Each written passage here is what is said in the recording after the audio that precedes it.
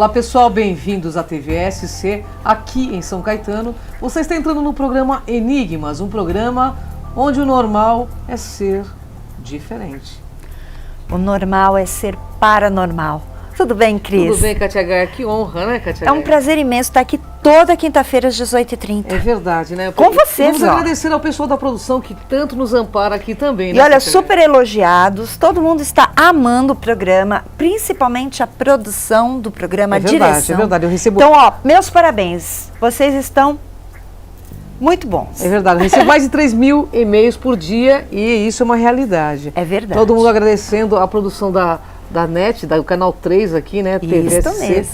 Bom, mas nós temos uma pauta importantíssima, né, Cláudia? E antes disso, a gente pode avisar o pessoal que eles podem, através do Facebook, eles podem no WhatsApp e no nosso site, aqui da TV, entrar em contato e mandar sua pergunta. Eu ia falar do Facebook, mas também pode? Então, perfeito, também pode. É verdade. Temos uma sumidade aqui, pessoal.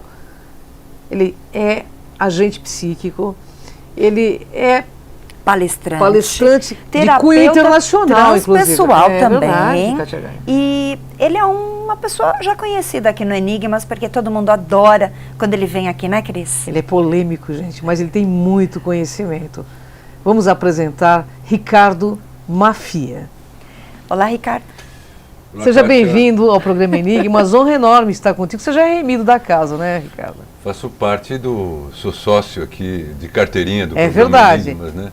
E Quero sempre divide muitos conhecimentos conosco. de coração, agradeço a Kátia, a você, Cris, Gratidão ao a você, pessoal da cara. produção dessa TV, pessoal bem organizado, bem articulado, bem sincronizado, a você que nos assiste e que me assistiu outras vezes. Para mim é uma honra estar aqui, eu agradeço. Muito Bom, obrigado. Nós que temos que agradecer, afinal de contas, o Ricardo, ele divide o conhecimento que é para compartilhar esse mundo de consciência aqui na Terra. Bem, Ricardo, temos uma pergunta que não quer calar, né, Kátia Gaia? É verdade, Cris. O que é consciência transpessoal? Foi bem definida pelo Abraham Maslow. O Abraham Maslow, em cima daquilo que ele colocou até na grade curricular das universidades, principalmente de administração e psicologia, as hierarquias das necessidades de Maslow, né? Seguranças fisiológicas, necessidades de segurança, no caso, emprego, trabalho, né? Necessidades fisiológicas, segurança, necessidades sociais, uma forma de você ter a necessidade, redundância, de se relacionar com pessoas proativas, necessidade de pertencimento, autoimagem, autorrealização, é o que você estar fazendo o que gosta e estar tendo o retorno devido. Acima disso, nós encontramos no topo dessa pirâmide as experiências de pico de Maslow, que é justamente o que nós falamos de expansão de consciência. Expansão de consciência é essa que foi estudada em parte pelo Jung, depois pelo Roberto Assaglioli, um grande psiquiatra italiano, e aí nós vimos surgir a psicologia transpessoal que cuida desses estados de expansão de consciência. Então, expansão de consciência é sinônimo, você que está nos vendo, de consciência transpessoal.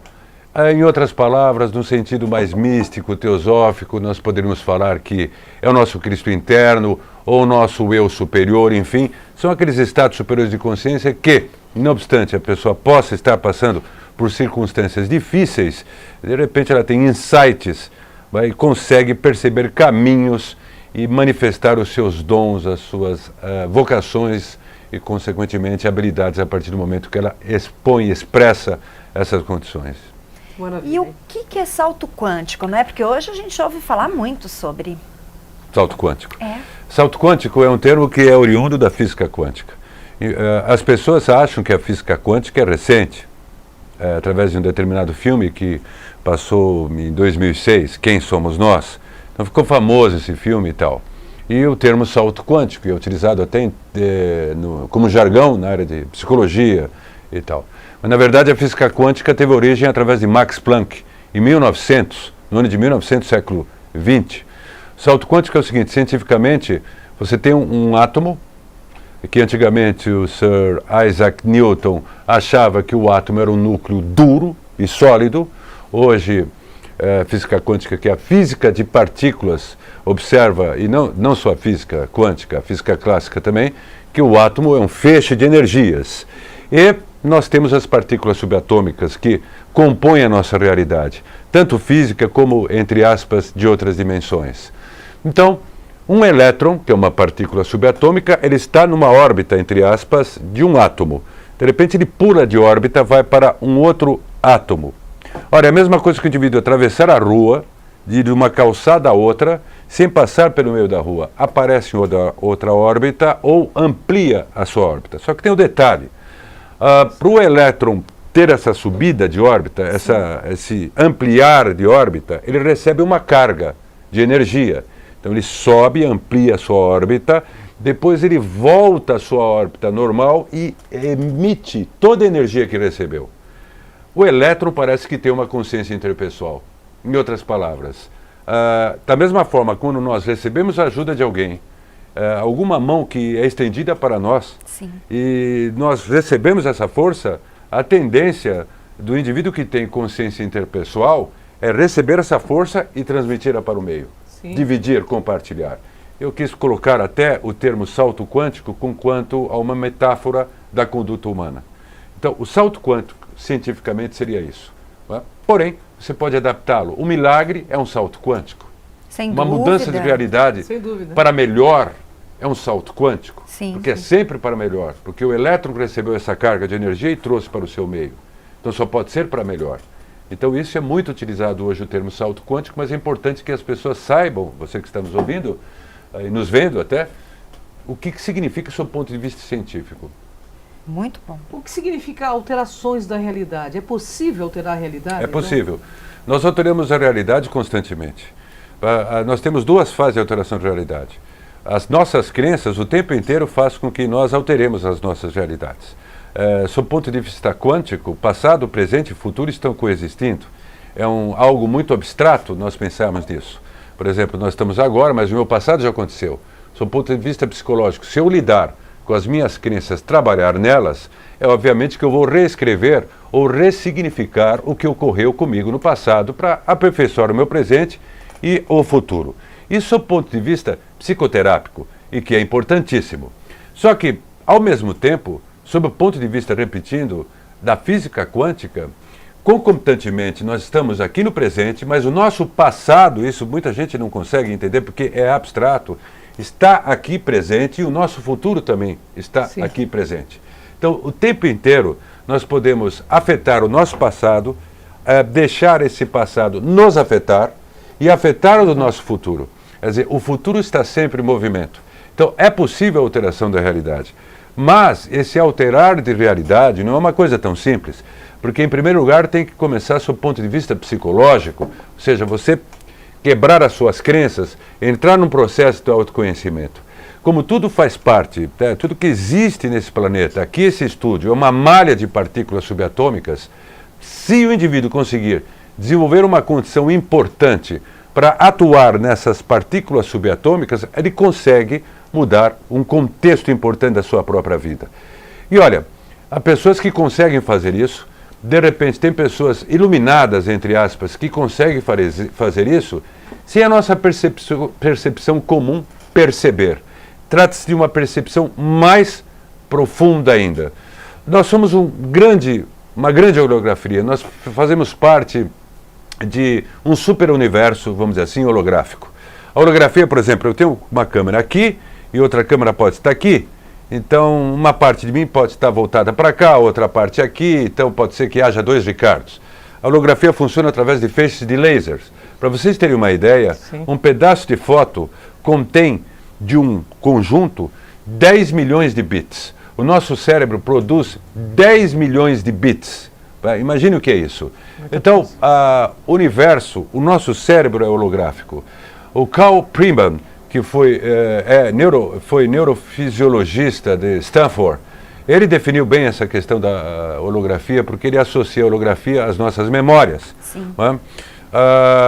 E o David Bohm, um outro físico que olha muito bem para esses lados aí, com quanto essa percepção holográfica da realidade, que é o caminho, vamos dizer assim, da própria física quântica, num alto nível importante, nos passa, de certa forma, até o que o misticismo, Sim. não misticismo distorcido, um esoterismo sério, que na verdade é um processo real de autoconhecimento, que tem a ver com a parte da percepção transpessoal, no caso, de certa forma coaduna-se essa percepção da física quântica com esse universo holográfico e que nós podemos sim modificar toda uma questão real da nossa realidade, uma redundância minha. Quando se fala de tudo é maia, isso independe, tudo é maia e não é, em função da impermanência. Mas sim. Nós podemos, quando a pessoa fala, se você coloca atenção em algo, os elétrons, as partículas subatômicas reagem à sua atenção, sem dúvida. Mas para mudar a realidade, tem que ter uma tremenda atenção, uma tremenda convicção de que você quer, do que você quer e principalmente do que você é. Então, para isso é necessário o autoconhecimento. Com Sem certeza. dúvida. Nós temos uma pergunta aqui, né, Cátia? Mas eu quero só alinhavar antes de ir para um outro tema, porque é muito interessante saber se existem ou se há condições de gerar distúrbios psicossomáticos que possam ser, nesse processo todo de mudança, né, de alteração de realidade. É possível? É possível, sim, e é o que mais acontece. Porque um psiquiatra tcheco, Stanislas Grof, que desenvolveu o que nós chamamos de respiração holotrópica, ele começou a fazer observações das pessoas que estavam em estado alterado de consciência e em expansão de consciência. Sim. Então, o São João da Cruz, quando escreveu A Noite Escura da Alma, ele não tinha, vamos dizer assim, as palavras, os termos que nós temos hoje em dia. Mas quando existe uma expansão de consciência, a nossa consciência é apoiada em veículos sutis, que nós conhecemos, as pessoas conhecem claramente, corpo bioenergético, corpo astral, que tem a ver com o nosso sistema neurovegetativo, corpo mental. Quando esses corpos vibram numa frequência superior ao normal, vai reverberar aonde? As pessoas esquecem do corpo físico. Vai reverberar em nossos neurônios, em nossos neurotransmissores. Serotonina, dopamina, acetilcolina e por aí vai. Os neurotransmissores, como nós falamos em outra oportunidade, eles registram tudo que ocorre em nosso corpo físico e passam a informação para o cérebro. Obviamente, uma mudança, uma expansão de consciência afeta os neurotransmissores. E aí nós detectamos as crises de emergência espiritual, as crises do despertar, quando a pessoa consegue perceber o sagrado, ter uma percepção mais profunda da vida e, ao mesmo tempo, ela não consegue, ao mesmo tempo, adequar essa percepção mais profunda com a sua vida cotidiana. E isso acaba gerando os distúrbios ansiosos. Então, tem muitos transtornos de ansiedade, inclusive até depressão, que, claro, tem que haver o devido tratamento, obviamente, um tratamento integrativo, no caso, não só sob o ponto de vista clínico, mas a parte transpessoal, que sim, no processo do despertar, no processo da expansão da consciência, ocorre, se o processo for genuíno, e isso não é uma visão negativa, muito pelo contrário, é uma visão resiliente que eu estou passando, até preventiva, porque tenho experiência nisso. Verdade.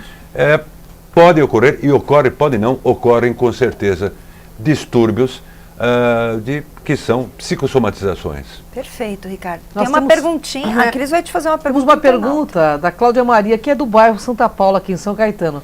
Ela quer saber se a consciência transpessoal só conseguimos acessar em tempos de crise pessoal. É uma pergunta extremamente inteligente e importante, porque a consciência interpessoal me lembra de uma afirmação do Jung, que o Jung afirmava que... Eu estou cheio das redundâncias hoje, hein? Afirmação, afirmava, né? Jung colocava que o indivíduo só evoluía através, ou só evolui através do sofrimento. É uma realidade, enquanto não há a individuação, o processo de individuação, sim, há o sofrimento. Você muda, toda mudança provoca uma crise. E toda crise, se bem, vamos dizer assim, aceita, o que não é fácil, eu não sou negativo, eu não posso alienar as pessoas, tá? As pessoas têm que ter um suporte importante, mãos que as ajudem, corações que as ajudem nesse processo importante de despertar, porque essa pessoa que está despertando também ajudará o mundo, né? Esse mundo de interconectividade. Ainda antes de responder totalmente essa pergunta, fazendo ponte com a pergunta anterior, o John Bell, que criou o termo físico de interconectividade, ele mostra essa possibilidade de alteração da realidade pela interconectividade. Voltando à pergunta dela, as pessoas elas passam por crises nesse processo de despertar. Raramente elas não passam por crises. Poderíamos colocar que talvez as crises sejam um pouquinho menores. Todo o processo de despertar, a pessoa vai mudar os paradigmas e acaba passando por crise. Da mesma forma que o indivíduo vai fazer uma universidade, vai cumprir aquela grade curricular, vai fazer o TCC, tem crise, não tem? Claro, tem um esforço. Sem dúvida. E para ele adquirir habilidade na função a qual ele acabou de se formar, ele só vai conseguir habilidade através dos erros e acertos na vida dele para ele se tornar um bom profissional. Com A certeza. pergunta dela é pertinente e eu digo e afirmo categoricamente que sim. Muito Bem, bom. a gente vai para um rápido intervalo e a gente volta já já. Você está gostando, né? Fica aqui com a gente.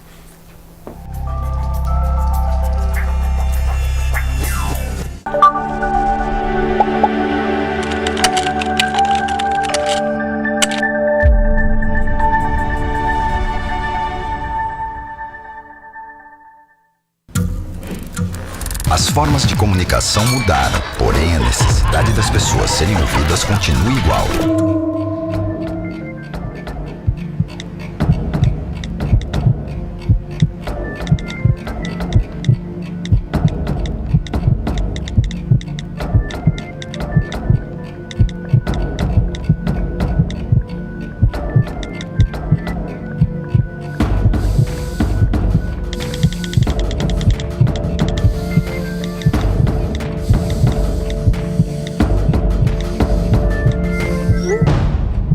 Compartilhe com o CVV aquilo que você não divide com ninguém.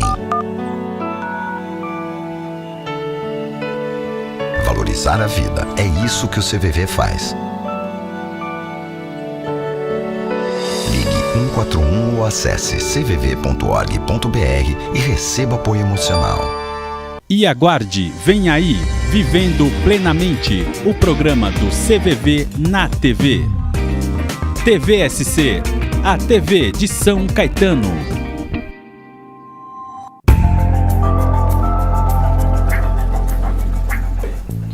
Voltamos com o programa Enigmas e para você que quer enviar a sua pergunta, pode ser através do WhatsApp, o número tá aí, ó, 945647884. Você pode entrar pelo Facebook, pela TVSC e também pelo nosso site, que você já está antenado, com certeza.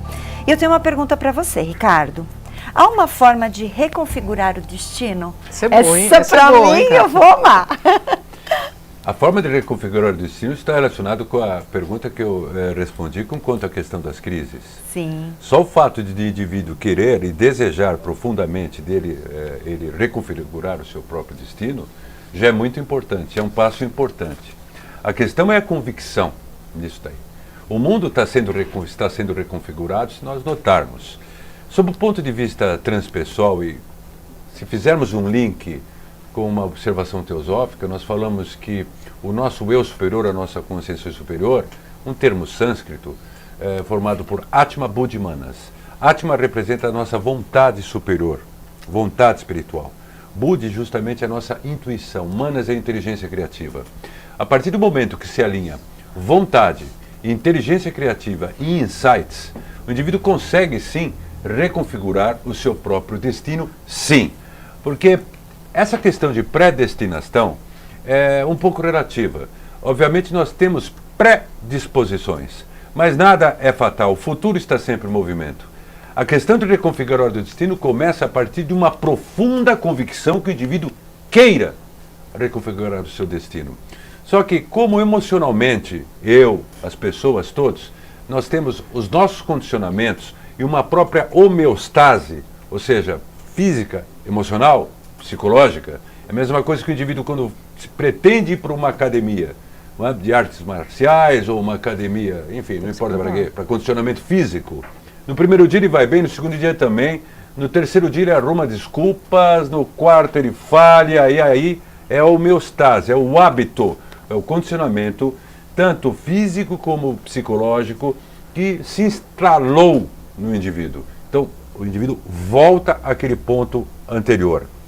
A questão da reconfiguração de destino, a questão do poder mental, A questão de você aplicar o poder da sua mente, sim. Você pode utilizar o poder da sua mente, sim, para transformar a sua realidade, que é a realidade de todos, vai de uma profunda convicção. Essa profunda convicção normalmente não se tem acesso, porque ela se localiza, vamos dizer assim, em algo muito profundo, outra redundância, do próprio ser e da própria, vamos dizer assim, criação.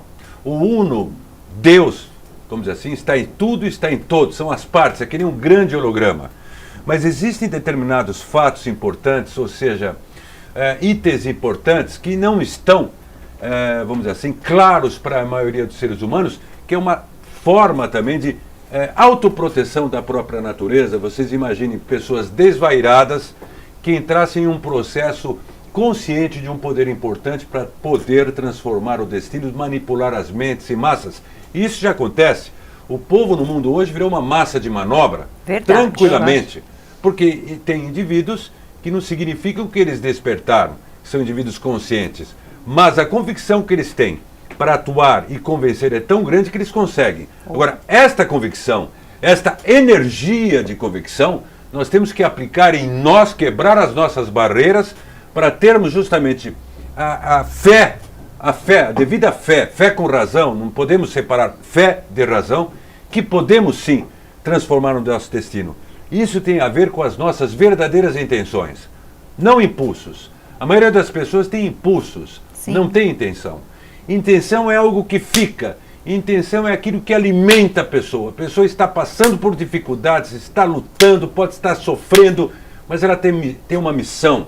Ela tem um propósito de vida, um sentido de vida, aliás, como a consciência holográfica, o sentido de vida que me lembrou Viktor Frankl, que estava em um campo de concentração, havia se casado há 15 dias, durante a Segunda Guerra Mundial, judeu, de repente ele vê ele preso num campo de concentração, ele vê a esposa dele, com a qual ele havia se casado há 15 dias, indo para a câmara de gás, e justamente os familiares dele.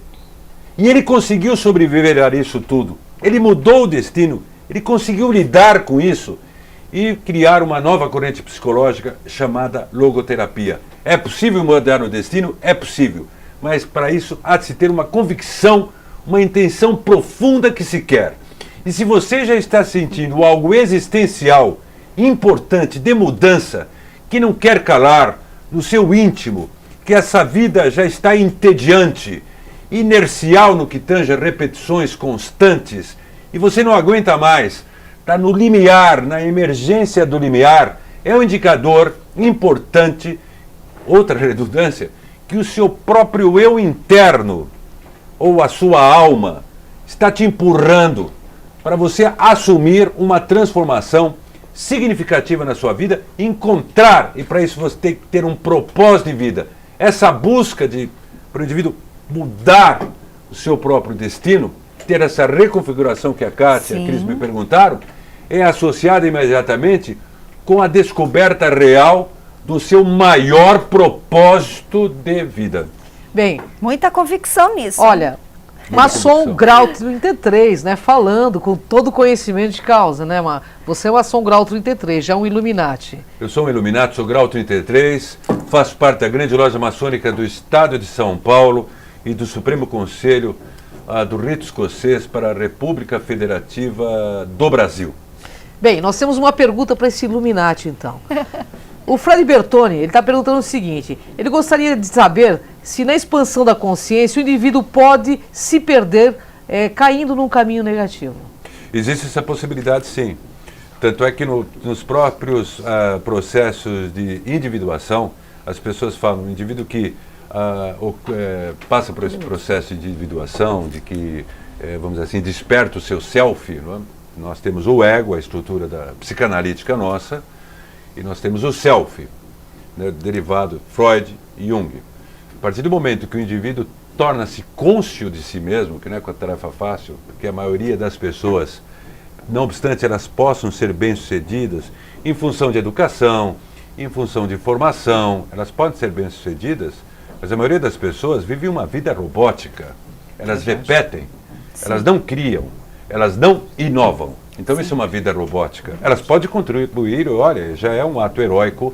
Você ter muita competência, contribuir para o meio, criar família, isso é um ato heróico hoje em dia. Porém, muitas pessoas com essa competência acabam caindo numa inércia de uma vida robótica. Para a pessoa não envelhecer, o Philip Kotler, que até falava, e o Peter Drucker também, o indivíduo tem que constantemente buscar o conhecimento para evoluir. E quando o indivíduo atinge o self, ou essa individuação, que é justamente um processo de expansão da consciência, ele pode sim, ele pode, num determinado momento, perceber-se que tem tanto poder que pode ir para um caminho errado. Existe esse risco, sim. Bem, infelizmente estamos aí nos nossos momentos finais, né? Nós queremos seus contatos, porque todo mundo quer comparecer às suas palestras, tenho certeza, porque você deu um bom indício, um bom aprendizado. Muito obrigado, Ricardo. Que agradeço. Seus Gratidão, contatos. Ricardo. É uma honra estar contigo. Espero que você possa voltar outras vezes para nos brindar com seus conhecimentos. Nas próximas vezes vocês poderiam me chamar para falar sobre as harps, né? E sobre uma série de tecnologias hoje que o mundo tem e que nós podemos utilizar, até tecnologia holográfica e outras coisas que não dá tempo de falar aqui. Já fica o convite, então. Para Pronto. mudança, Já fica o convite. para não tem mudança de problema. paradigmas, associar a tecnologia para mudanças de paradigmas, definitivamente, para nós podermos fazer esse mundo ficar melhor, as pessoas de bem transformarem as de mal para melhor. Meu Facebook é ricardo.mafia. Eu tenho 3 perfis. O perfil válido é um perfil que eu estou com uma camiseta polo azul e com o meu microfone na mão. Isso mesmo. Facebook, ricardo.mafia. Devo realizar uma palestra dia 23 de abril, que é um feriado, é no meio do feriado. É Saltos Quânticos na Vida da Pessoa, a entrada é franca. Mas quem estiver interessado para mais informações, acessem o meu Facebook, ricardo.mafia. Gratidão Kátia, imensa. Cris, gratidão a todos. Gratidão. E aqui no Gratidão Enigmas, mesmo, e gratidão a você vocês sabe, todos. né? O Enigmas é um programa de quem reflete. Brilha. É simples assim. Vem com a gente nessa jornada.